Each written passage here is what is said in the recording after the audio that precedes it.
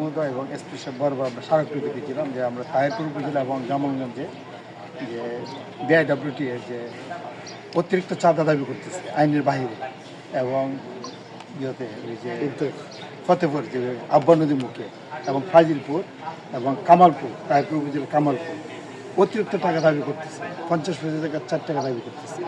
আমরা চাচ্ছি যে সরকার লিজ দিয়েছে আইনের ভিতরে আমরা দিতে চাই, আমরা শ্রমিকরা যারা আছে, আমরা নৌকা মালিক শ্রমিক যারা আছে, কিন্তু তাদের তোয়াক্কা না করে জোরপূর্বক নৌকা আটকে রাখে তাদেরকে 5 টাকা 4 টাকা করে দেওয়ার জন্য।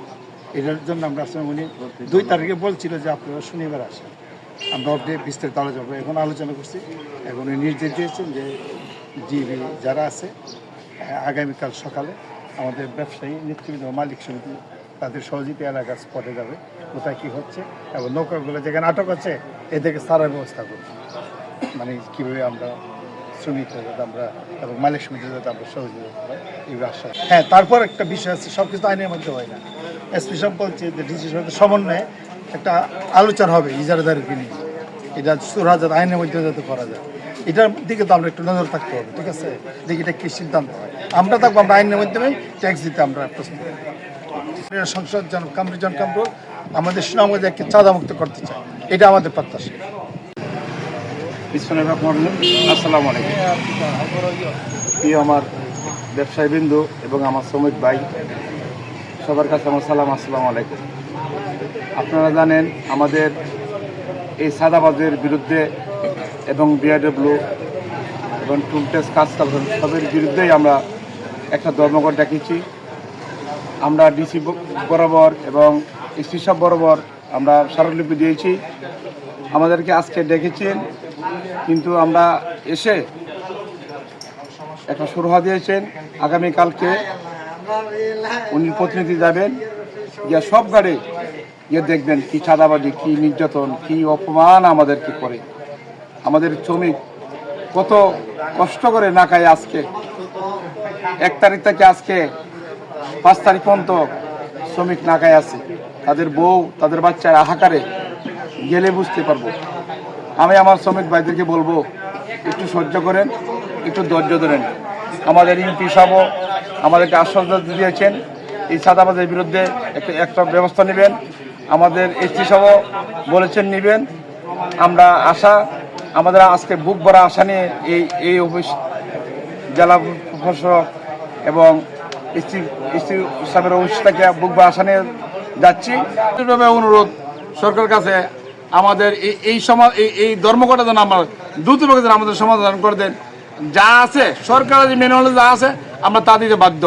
আমরা সরকারের আমরা শ্রদ্ধা করি, সরকার যা বলে আমরা তা বলি, কিন্তু তারা 25 পয়সা আইন না, তারা 1-3 পয়সা দাবি করে। এরা 50 পয়সা আনছে বিআইডব্লিউ আইন না, আমাদের কাছে 3 টাকা দাবি করে। আসসালামু আলাইকুম। আমি মোহাম্মদ হাবিবুর রহমান হাবিব, সভাপতি বাংলাদেশ কার্গোডলার বালগেট শ্রমিক ইউনিয়ন সুনামগঞ্জ জেলা শাখা এবং কেন্দ্রীয় সাংগঠনিক সম্পাদক। আপনার দেখেন নৌ পুলিশ, নদীতে নৌ পুলিশ আছে, বিশাল পরিসর একটা ইউনিট আছে। আমি মনে করি ওইখানে যদি নৌ পুলিশের একটি টহল তোলার প্রত্যেকটা বিআইডব্লিউ ঘাটে থাকে, তাহলে আমার মনে হয় এই যে নিয়ম বহির্ভূত যে চাঁদাবাজিটা হয় সেটা কখনো সম্ভব না।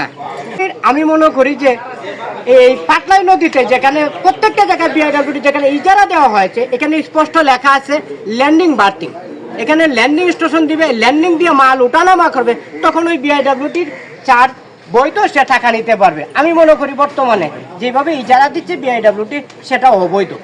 আমার দৃষ্টিতে আমি মনে করি সেটা অবৈধ। এই বিআইডব্লিউ টোটাল ইজারাটাই আমি মনে করি বাতিল করতে হবে।